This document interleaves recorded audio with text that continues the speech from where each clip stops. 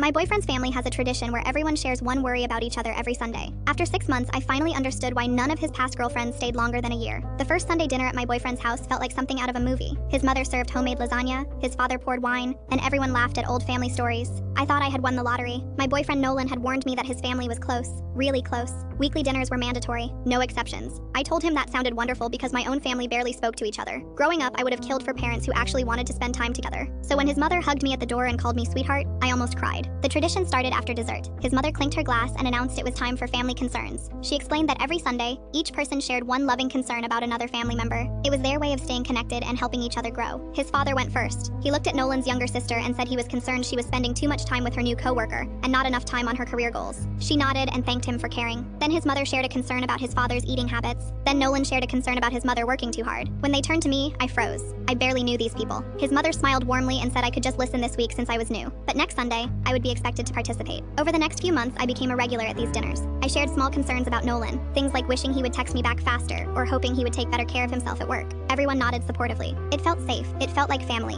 But slowly, the concerns about me started getting sharper. His mother was concerned I didn't call my own parents enough. His father was concerned my job wasn't stable enough for someone planning a future with their son. His sister was concerned I seemed distant at the last dinner and maybe wasn't committed to the family. Each concern was delivered with a soft smile and a gentle voice, but they landed like punches. I told Nolan it was starting to feel less like caring and more like criticism. He laughed and said I was being sensitive. This is how they show love, he said. They wouldn't bother if they didn't care about you. I tried to believe him. But every Sunday, I left that house feeling smaller than when I arrived. Then I started noticing something strange. The concerns were too specific. His mother mentioned that I had complained about her lasagna to a friend, but I had only said that in a private text to my coworker. His father brought up my credit card debt, something I had never told anyone in the family. His sister knew about an argument Nolan and I had in my apartment when we were completely alone. I started paying attention to my phone. One night while Nolan was in the shower, I checked his recently used apps. He had been logging into my cloud backup, my photos, my messages, my notes, everything, for months. I felt like I was going to throw up. The next Sunday, I sat through dinner with a smile plastered on my face while my heart pounded in my chest. When concern time came, his mother looked at me with that familiar sweet expression. I'm concerned that you've been pulling away from the family lately. Nolan says you've been secretive with your phone. That's not healthy for a trusting relationship. Everyone nodded. Nolan squeezed my hand like he was comforting me. I squeezed back and cleared my throat. Actually, I have a concern too,